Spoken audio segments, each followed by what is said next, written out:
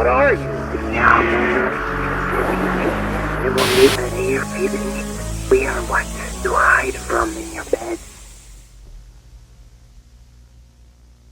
On Tuesday it happened. I turned 30. I didn't think I'd make it to 30, honestly, given the years on the street. Like when I was 21, I didn't think I'd still be alive about 10 years later. Uh, and I look forward to it though because 27 was actually the best year of my life, and last year wasn't bad either. So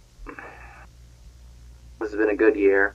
Also, I mean, felt like I've been like 45 since like high school with like my music taste. Big shout outs to when I was in high school, and I loved 80s music. I still do, I always will. So I was exposed to it when I was really little. You know, it was just around. And there were people who gave me shit for liking that and not the trendy music of dubstep, you know, not being with the trends. And then a few years like after high school, Stranger Things comes out, and they're all like, "Oh, I love the '80s. I love '80s music." It's like, fuck you. What the fuck? You're fake. I've always liked it, even when it wasn't cool to like it. I liked it like when I was a little baby in the fucking like late '90s when like my parents would be playing that shit, and like it wasn't even hip to still like that shit. I always liked it. I don't care if it was trendy or whatever. Hell, now I hear people say it's overdone because so many movies and things use it now. I don't give a shit. I'm still gonna like it. So the '80s had tapes, and this creepypasta is a bit about a tape. It involves tapes, video cassettes, videotapes. So yeah, again with that long ass intro out of the way, this is spooky stuff. Today I just want to try to get back into it after being gone for so long and not doing this in so long. This is the strangest security tape I've ever seen by Powerhawk Mash. I work at a gas station in rural Pennsylvania. It's a boring job, but it's pretty easy. It pays all right. A few weeks ago, this new guy started. I'll call him Jeremy. Jeremy is weird. He's about 25 or 26, and he hardly speaks. But he's got the creepiest laugh I've ever heard. My boss and I have both noticed this, but it's never been a problem, so there's not much we can do about it. Customers have never complained about him, and he's always done his job fairly well. Up until a few weeks ago, anyway. That's when things started going missing. Employee theft can be a problem at any business that sells consumer goods, and there's only one person working at a time at this gas station. It's a pretty small place. About 2 weeks ago, my boss started noticing that we were short on motor oil. At first, it was a few containers at a time, then entire shelves and boxes from the back room. Pretty soon, entire shipments would be gone the day after we got them, and it would always be right after Jeremy's shifts. My boss has checked the security camera tapes from every single night he worked, but he could never catch him in the act. Jeremy would lock up at closing. Then, the motor oil would be gone the next day. My boss usually takes the tapes home with him to try and catch Jeremy stealing, but his daughter had a softball game last night, so he asked me to watch the tape for him. He offered to pay me overtime under the table, so obviously I took that offer. There are 3 cameras, so he gave me 3 different tapes to check. I figured it would be a long night, but I'm trying to save up for vacation, so I really needed the money. I took the tapes home, popped them in an old VCR, and sat back. 2 days ago, the last time he worked, Jeremy started at 4 p.m. Everything seemed pretty normal at first. He counted up his drawer, switched off with the girl who was working before him, and waited for a customer. The first person who came in was Mrs. Templeton. The timestamp on the video read 4:03. A regular. She picked up her cigarettes and a newspaper and paid with a 20. Nothing unusual there. The next customer was some local guy named Ron. He drives a motorcycle. Usually comes in every few days. He filled up his tank, got a bag of beef jerky, paid with his credit card, and then left. Next was some guy with a cowboy hat. I'd never seen him before, but we get plenty of strangers passing through, just like at any gas station. He got $40 worth of diesel fuel, paid with a $100 bill, and went on his way. I sat back inside. The only thing more boring than doing this job is watching someone else do it. My boss's offer was enough to keep me watching, though, so I left the tape on. Everything seemed pretty normal. I had a feeling that if Jeremy was stealing motor oil, he knew we were suspicious of him by now. I didn't expect him to be dumb enough to let us catch him on camera. Things stayed boring and routine until about 5 o'clock. At 5:03, Mrs. Templeton came back in. She must have forgotten something, but she didn't. She bought the same pack of cigarettes as before and the same newspaper. She paid with another 20. That's odd, I thought, but then again, she's a little absent-minded. I thought Jeremy should have told her she already got her smokes, but it's not against the rules to sell somebody the same thing twice. That's when Ron came in again. He bought another tank of gas for his motorcycle again. I later checked the outdoor camera because I thought maybe he had another car he wanted to fill up. And the same pack of beef jerky. He paid with his credit card again. No big deal. I figured this was just a weird coincidence. Mrs. Templeton is forgetful, and Ron probably owns more than one Harley. That's when the guy in the cowboy hat came back in. I felt a chill run down my spine. Don't get Diesel. Don't get Diesel. I found myself whispering to my empty living room, but he did. He got $40 worth of diesel fuel and paid with another $100 bill. Every move he made was identical to his first visit, right down to the way he scratched his nose before he walked out.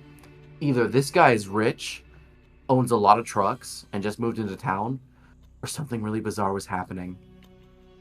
I kept watching. Every customer for the next hour was the same as before.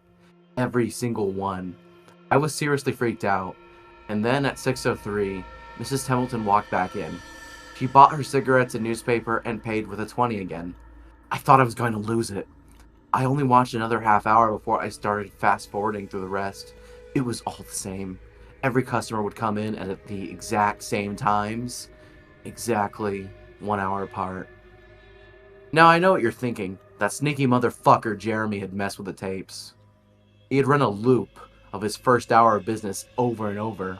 That wasn't the case. There are windows around the cash register area that the camera covers, and I watched the sunlight fade as time ran on. Jeremy's routine didn't loop over. He swept, mopped, restocked, and did all his duties exactly how you would expect. The same customers kept coming in. I was panicking at this point. Something was seriously wrong with what I was seeing, and I had no explanation for it. I skipped ahead to when he locked up and walked out to his car. He hadn't stolen anything, but I kept watching just to make sure. I fast forwarded one last frame to about midnight. At exactly 12:03, out of nowhere, Jeremy's face pops up on camera. I don't mean he moved his head into view. I mean that 1 second the store was empty, and the next, his face was all I could see. He wasn't looking at the camera. He was looking at me. I was sure of it. I screamed and fumbled for the remote. By the time I grabbed it, he was gone, just as soon as he had left. One frame he was there, the next he wasn't. My hands were shaking like crazy, but I popped in another tape. The other indoor camera shows the back area by the cash register, and I would be able to see how he got up to put his face in the camera like that. I skipped ahead to 12:03, but there was nothing. I would have been able to see him standing on a chair or something on this tape, but he wasn't there. I didn't see him enter the store at all after he left. It's like he wasn't really there. He doesn't know the security code, and no alarms were triggered that night after he locked up. What I did see, however, was that at 12:03, the motor oil vanished off the shelf. All of it. Same as Jeremy's face. 1 second it was there, and the next, it wasn't. I turned that tape off and went to bed, but I didn't get a wink of sleep. My body is exhausted right now, but my mind is racing. That tape was undoubtedly the creepiest, most disturbing thing I've ever seen in my life. I work in a few hours, My boss asked me to bring the tapes back in and let him know what I found, but really, what the hell am I gonna say? Jeremy works the night shift tonight, directly after me, and the plan is for my boss to come in just before I leave and confront him with me, as I'm supposed to be the one who caught him stealing. I have no idea what I'm going to do. I suppose I'll have to show my boss the tapes, but I don't want to watch them with him. I never want to see something like that again. I can't get the image of Jeremy just smiling directly into the camera out of my mind. It was the creepiest look I've ever seen on another human being's face. Anyway, I'm going to try again to get some last minute sleep before I have to go in and deal with this. I'll let you guys know what happens. Update, 2:49 p.m. Updating from my phone. Apologies in advance for any errors. My boss just finished watching the last of the tapes. I told him what to expect, but you really can't prepare someone for something like that. He's scared shitless. I still am too. And Jeremy is due to come in at 4. We've got a little over an hour to get our shit together, but neither one of us knows what to say to him. Is he just a fucked up guy who likes to steal motor oil and scare the shit out of people? Or is he something else? I don't know if this is crazy, but does anyone think he could have anything to do with that time loop? My boss said he never noticed anything like that in the other dates, but the way he popped up in this one made me think he knew I would be watching. It's like he wanted me to see what he could do, like he was showing off or something. The way he smiled into the camera was like a little kid showing you a sandcastle they just built or something. I don't know, I probably sound crazy. I sure feel the part. I'm gonna talk to my boss some more. We have to calm ourselves down and figure out how to handle this. I'll update again tonight, but I have a really bad feeling about how this is going to play out. Update, 4:33 p.m. No sign of Jeremy. Tried calling him, but his phone has been disconnected. We're calling the police. Update, 5:33 p.m. No sign of Jeremy. Tried calling him, but his phone has been disconnected. We're calling the police. Update, 6:33 p.m. No sign of Jeremy. Tried calling him, but his phone has been disconnected. We're calling the police. Update, 7:33 p.m. No sign of Jeremy. Tried calling him, but his phone has been disconnected. We're calling the police. Update, 8:33 p.m. No sign of Jeremy. Tried calling him, but his phone has been disconnected. We're calling the police. Update, 10:58 p.m. Holy shit. Holy shit, holy shit, holy shit. I just got home and saw my previous updates. Things make less sense now than ever. Here's what I can tell you. I went to work. Jeremy never showed up. My boss and I decided to call the police, as you're well aware.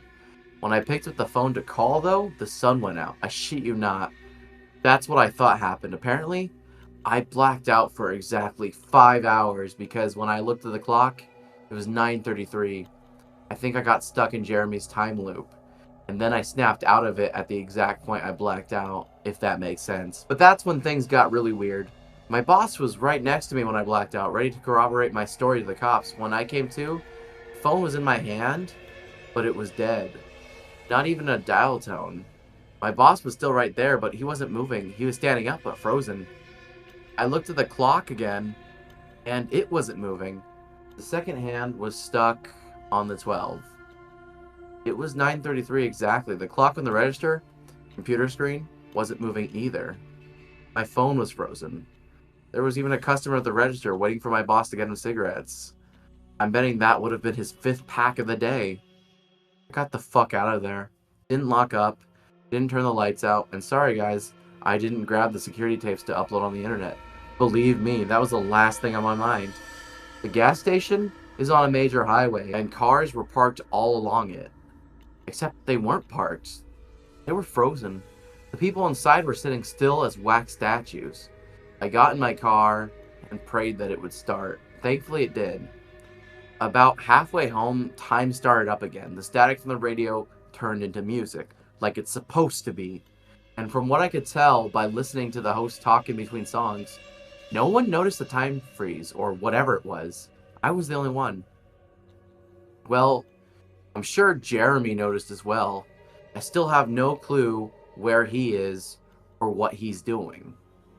I'm hiding in my room and calling the police again in the morning. I don't know if I ever got through to them before, or if I did, whether they took me seriously. Scared for my life at this point. I'll update tomorrow if I can. Final update, 10:33 a.m. I finally fell asleep last night around 4. I have no idea how I did it. I guess exhaustion finally got the best of me. This morning, I woke up to my phone ringing. It was my boss. He'd been calling me since about 6. He woke up when time turned back on last night and immediately called the cops. They came by to see what was wrong, and he told them everything. The police around here are all small-time guys. They were more concerned with the missing motor oil than anything, but my boss figured he would take it as long as he had their attention. They decided to go look for Jeremy. We keep all our employees' applications on file, and since Jeremy just started working, his was easy to find. They checked the address on it and headed over to his house. You're not going to believe what they found. The address Jeremy listed on his application was an empty lot. Or at least now it is. There used to be a house there, but it burned down in 1993. Being a small town, almost everyone remembers that fire.